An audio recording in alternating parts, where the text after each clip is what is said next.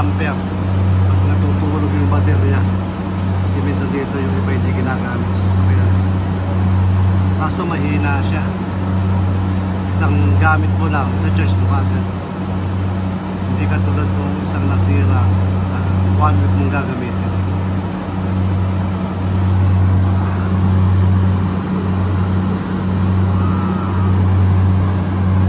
Ang sasakyan 12 volts.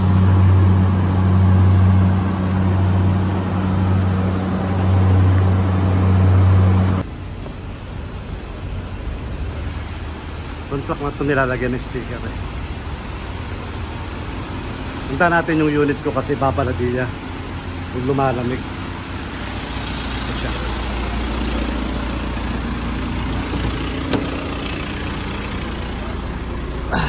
Actually malamig naman siya kasi yung temperature niya nasa 11. Babaladiya daw to eh, yung mga hawak ko. Ito mga trabaho ko. Ang unit niya, yung mga NAS. Saka yan. Ayun ang mga ginagawa ko. I-repair ko. So, i-monitor natin siya. Pero ito, okay na to. Pasado na to. Plus 11. So, tambay muna tayo rito. Una natin ang video yung mga nag-sticker. Tambay muna tayo rito guys. Kasi kailangan ko na i-monitor itong sasakyan, itong mga lamig niya, tapos itong cabin at saka itong sa Thermo King, itong nasa likod, kasi mga juice yan eh, mga juice ay lalagay dyan. So ibabaladiya, ano ba sa atin yung baladiya? Ikakanto eh, parang antag doon, nakalimutan ko na yung irirehistro kung papasa yung sa lamig niya. Kasi dito sa Kuwait, so mahigpit, kailangan laging mapasa yung itong sa lamig, sa cabin. Ngayon yung mga sasakyan, pag re-restore mo na, kailangan doon din mga malinis o kaya bagong pintura. Hindi naman totally pintura, kailangan maganda siya. Ganito kahigpit dito sa Kuwait, mga pagdating sa mga baladiya. So mamaya titignan natin yung itong mga nag-sticker. Pero hindi natin pwede ma-videoan masyado yung pangalan ng company kasi alam ko bawal eh. Kaya tinatakpan ko to.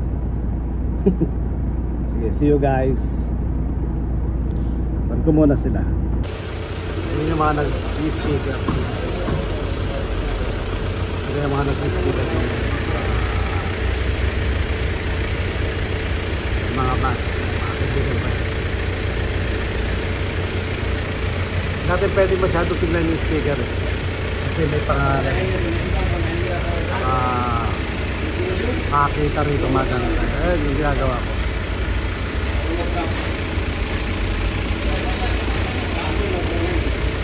Lahat ng sasakyan sila mga gumagawa ng sticker.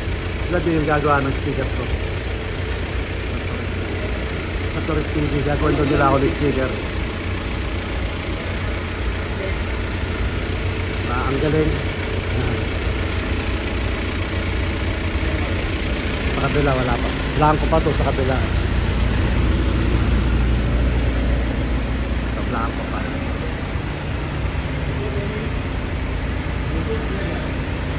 Ito monitor to sa Thermo King namin kung nag-charge sa battery.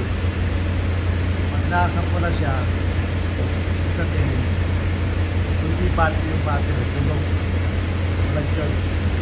Kasi na hindi ginagamit na kasi niya may ganyan ang doon yung parang sa araw hindi ko natawag doon. Meron yan nakakulit yung sa battery. Sa taas, merong monitor sa taas yan.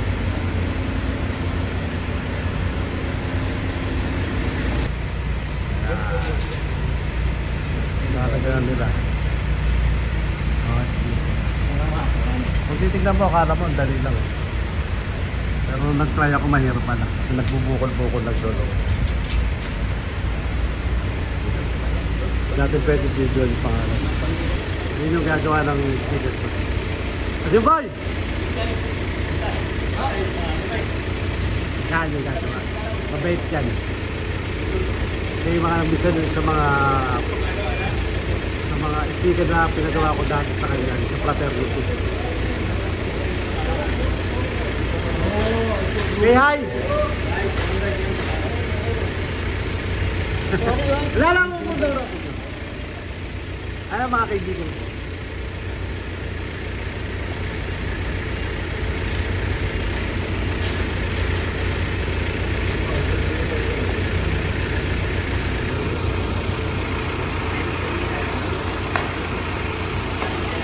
Yan, sila.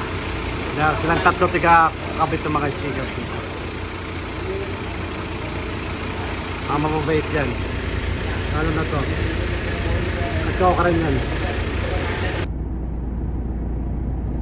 Mamaya maggagala tayo. Tignan natin yung mga hardin dito ng mga nagdadry. Kasi ibig sabihin nun, tawag ito, papasok na yung mga taglamig. Nagdadry na yung mga puno, yung mga dates, mga bayabas, yung lemon ba ata yun. Mamaya tignan natin kung makakasimple tayo mag-video kasi bawal dito eh. Tignan natin kung makakasimple. Try natin. Isang mabilis ang video lang. Wala tayong ma-upload ngayon eh, kaya gawa na lang tayo. Sana makasimple tayo mamaya para ikon tayo magandang kuha. Okay lang sana kung Sabado walang mga amo. Maraming amo ngayon eh, so mahirap sumimple. Try natin makasimple mamaya. Okay, sige, balikan ko kayo mamaya dun guys ha. Ayun na siya, nagdadry na. Pero ito na yung ibig sabihin niyan, magtataglamig na. So yung mga dates. Puno, ayun mga puno. Right side, right. Ito sa taglamig, lalagyan na ng halaman yan. Lalagyan na ng halaman yan.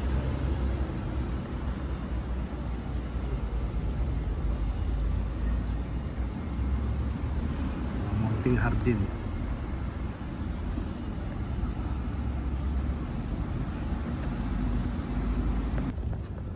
Mga nagdadry na sila, pero patubo na yung mga paleo, yung hardin.